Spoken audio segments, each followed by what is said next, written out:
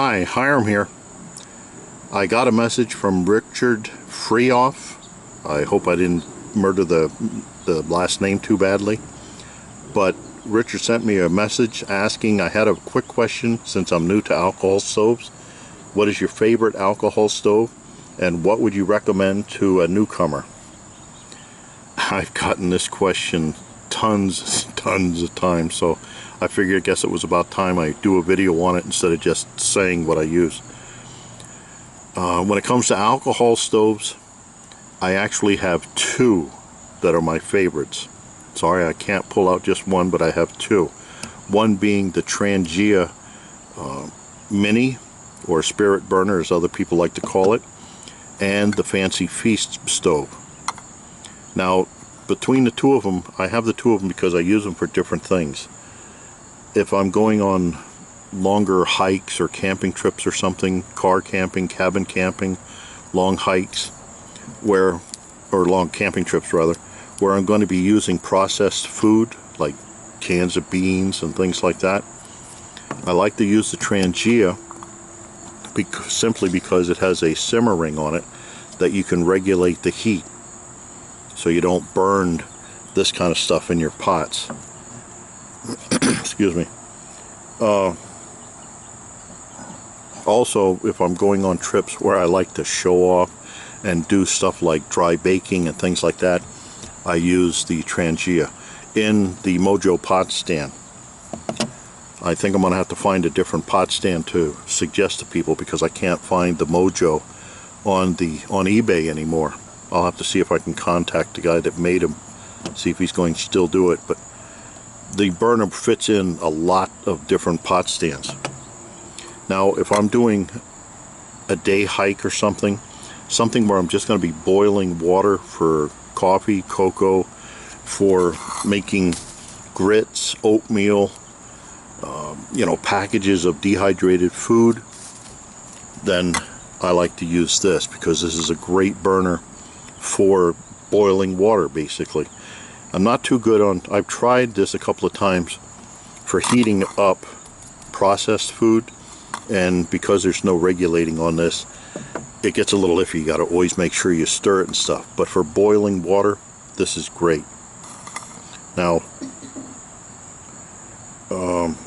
also, between the two of them, the Trangia will work down to like minus 10 Celsius, they say. But unless you have another winter burner that goes underneath, this is kind of hard to work with in real cold weather. But this, the Fancy Feast, I originally started making these because I wanted them to melt snow and bring it to a boil. So these were mostly for cold weather. These things will work, I think they'll work in just about any kind of weather that you can light a match on. I'll leave a link down below to a video that ColoradoCamper did. He called it the best alcohol stove out there, in his opinion. He did a winter test where he sat a Fancy Feast stove out on his back step, I guess, with the alcohol. The weather was minus 3 degrees Fahrenheit, and he was able to get this thing to light right up. Minus 3 degrees. Now that's in Colorado. I can't do that kind of test here in Pennsylvania, but the cold didn't seem to bother, and I'm willing to bet you'd be able to go even colder than that and have it work. So for cold weather, I don't think you could beat this stove. As far as alcohol, if you were going to deal in something else, propane or whatever, that's a whole different story. But this works because you don't have to you don't need vapors and get vapors out through jets and stuff. That's one of the problems with this. The Trangia, you have to get the thing heated up so that you get jets coming out here. And in the cold weather, that's just a hard thing to do. Let's see, what else? No prime time on this. On a lot of jetted stoves, in the winter, when you put a cold pot on here, it pretty much puts out the flames, again, because the vapors aren't being generated. You put a cold pot on some other burner, and it just cools it off and the vapors die.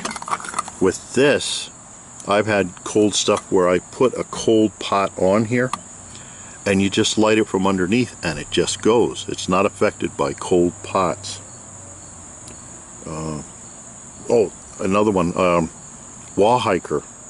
I'll leave a link down to a video that he did called Fancy Feast Snow Melter Alcohol Stove.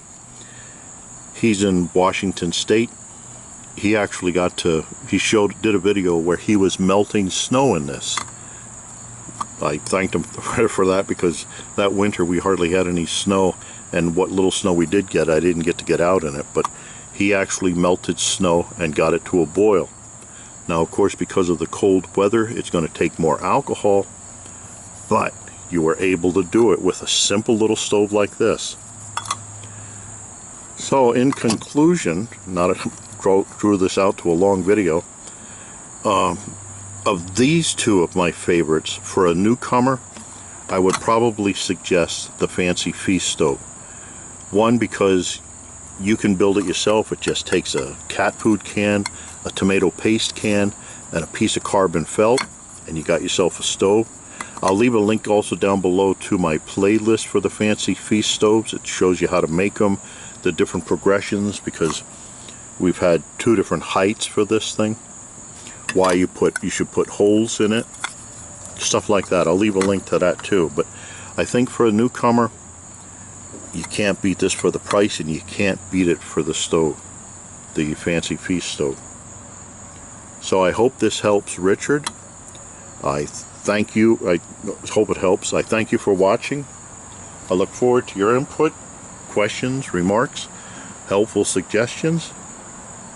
And as always, watch for my buddy Max, who is right here behind me. Let me see if I can get him on camera. There we go. Say hi, Max. Max. Hey. Maxwell. Yeah. Okay, I guess he's a little shy today. So I thank you again, and I'll catch you later.